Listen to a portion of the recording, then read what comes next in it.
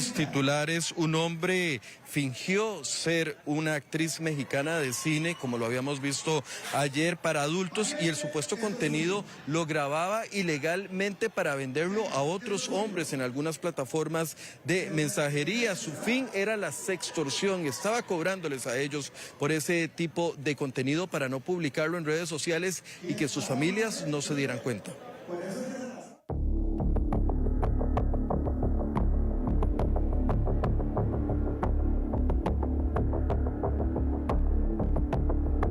La venta de contenido sexual en redes sociales es cada vez más común y al mismo tiempo esto se convierte en una herramienta más para la delincuencia.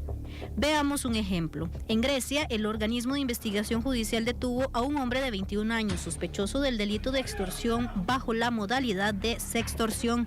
Lo vinculan con 2 casos ocurridos en abril y en julio anterior. El sujeto fingió ser una mujer que ofrecía contenido sexual en un grupo al que ingresaron las víctimas. ¿Y cómo operaba el sospechoso? Según la investigación, el primer contacto con las víctimas lo establecía por la aplicación de mensajería Telegram. Fingiendo ser mujer, el sujeto ofrecía la venta de contenido sexual. Tras ganarse la confianza de las víctimas, les solicitaba una videollamada sexual y grababa la conversación sin consentimiento. Posteriormente, el sospechoso utilizaba la aplicación WhatsApp. Ahí contactaba a las víctimas para iniciar la sextorsión. El sospechoso solicitaba pagos a cambio de no difundir las imágenes que previamente había grabado de las víctimas. Y para el engaño utilizaba las fotografías y videos de las redes sociales de una actriz mexicana de cine para adultos. El Código Penal en el artículo 214 establece el delito de extorsión como una intimidación o amenaza que hace un tercero para obtener un lucro o beneficio económico. En ese sentido, contiene un agravante este delito de extorsión que para algunos, para las autoridades judiciales o ciertos cuerpos de investigación, lo conocen como sextorsión. Este agravante, en el segundo párrafo de este artículo 214, establece que la pena de prisión será mayor de 5 a 10 años para quien cometa estas intimidaciones o amenazas a través de cualquier medio tecnológico o electrónico.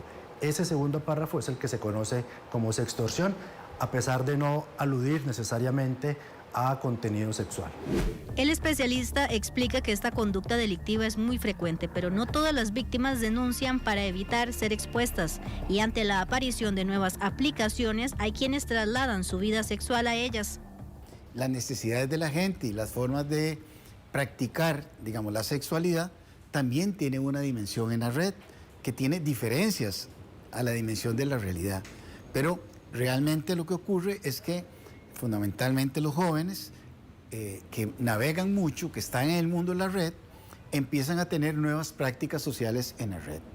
Y es ahí cuando la criminalidad aprovecha esos espacios para lucrar. Los especialistas recalcan que la sextorsión es más común entre jóvenes por su vulnerabilidad y por ser usuarios cotidianos del mundo virtual. Cada vez la gente rehúsa tener relaciones con las otras personas. Lo que busca es tener contactos. ¿Por qué? Entre otras cosas porque estamos en la sociedad del desecho. Nos hemos acostumbrado a tener objetos por un periodo corto y nos deshacemos de los objetos. Y esta práctica que va desde el vehículo, la ropa, los zapatos, la comida, también la pasamos a las personas. La gente no quiere tener relaciones, prefiere tener contactos. ¿Y qué puedo hacer si soy víctima de una sextorsión? La persona que sea víctima de este tipo de extorsión, conservar las evidencias, es decir, las conversaciones que se dan a través, ya sea de WhatsApp, de Telegram o cualquier otra red social, porque esto va a ser evidencia muy importante para que el OIJ pueda llegar a dar con el paradero de esta persona. No borrar los chats, no bloquear los teléfonos. Sé que puede ser incómodo tener esas conversaciones, pero va a ser muy importante para las autoridades en el momento de realizar la denuncia que ellos puedan hacer una pericia informática de estos mensajes para poder tratar de llegar a la persona que está cometiendo el delito. Las autoridades y especialistas recalcan que quienes se dedican a la venta de contenido sexual asumen un alto riesgo. En este caso, por obvias razones, se adolece o se omite celebrar un contrato donde se establezca cómo puede ser usado ese material. Esto quiere decir que este tercero podría empezar a difundir o compartir con otras personas esas fotos íntimas que la persona que le vendió pues ya se despojó de ellas. No obstante, podría incluso establecerse una denuncia penal por algún delito relacionado con el secreto de las comunicaciones al ser compartidos con terceros, pero no existe, expresamente no está tipificado este delito en el Código Penal.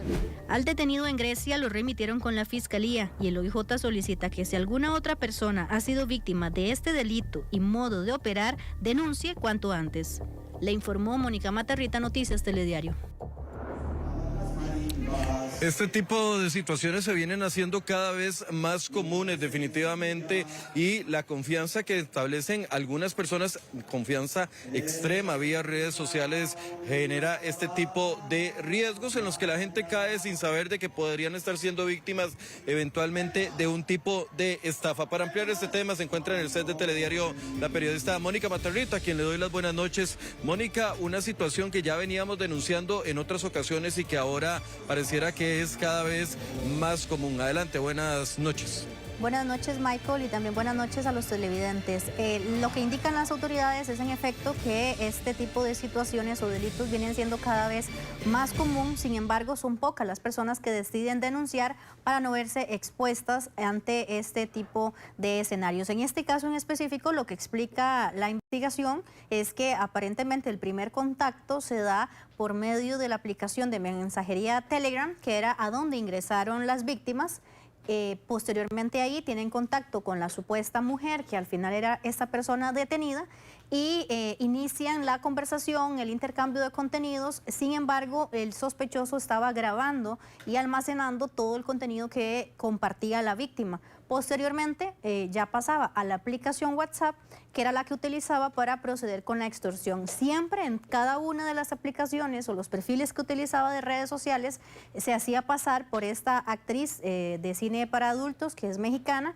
Él, según las pesquisas, aparentemente sustrajo o descargó las imágenes que esta actriz sube a sus perfiles, que ella también aparentemente vende contenido para adultos, y entonces él las utilizó, se apropió de ellas para hacerse pasar por esta persona, obviamente utilizando un nombre diferente y fingiendo que era costarricense para ganarse la confianza de las víctimas, y ese es el método que utilizaba esta persona. Michael, el OIJ está pidiendo ahora que si hay más personas que son víctimas bajo esta misma modalidad, que se presenten a denunciar. Mónica, y es que los hechos de publicaciones íntimas de mensajes que se envíen, fotografías o videos entre personas, ya de por sí, si no existiera un delito de sextorsión, como es en este caso, ya el hecho de compartir una imagen que ha enviado una persona sin el permiso de esa persona ya es un delito, ya está tipificado como un delito acá en el país. Uno de los casos más recientes es lo que ha sucedido con un jugador de primera división, que también han circulado sus videos en las últimas horas en diferentes aplicaciones y redes sociales, que también esto genera el llamado de que la persona que comparta este tipo de contenido está compartiendo también un delito. Michael, en efecto, pero la explicación que nos da el abogado, don Juan Durango, con quien consultamos, es que, vamos a ver, esto es un delito cuando ocurre en el ámbito de la privacidad de dos personas, y el intercambio de fotografías o videos se da en el ámbito privado y se irrespeta esa privacidad, o sea, se irrespeta ese acuerdo que era entre esas dos personas. Si alguno lo difunde para dañar la imagen de la otra persona, ahí es donde se comete el delito. Sin embargo, nos estaba explicando el abogado que actualmente en el Código Penal no hay algún artículo específico que castigue, por ejemplo, la venta de contenido sexual. Entonces, por eso es que indicaban que el riesgo al que se exponen estas personas es bastante alto, porque entonces a quien le venden el contenido, esa persona, una vez que obtiene el material, pues entonces puede hacer prácticamente lo que quiera con ese material. Y la persona, la que vendió el contenido, pues tendría que recurrir a otros métodos quizás para iniciar un proceso judicial. Pero por eso es que recalcan los especialistas que la venta de contenido sexual por medio de redes sociales es muy peligrosa, porque no existe nada de por medio, no existe un contrato de por medio que impida la divulgación de esas imágenes, y entonces ahí es donde habría que buscar la forma penal para poder iniciar un proceso judicial. Bueno, vale la pena recordarle a los adolescentes, a los jóvenes o incluso adultos que comparten en ámbitos de confianza también. En este caso estamos hablando de una persona que estaba siendo engañada, pensaba que hablaba con una mujer, verdaderamente estaba hablando con un hombre, pero vale la pena recordar de que el compartir este tipo de contenidos implica riesgos que eventualmente quedan para toda la vida en la web y que es difícil de borrar ese tipo de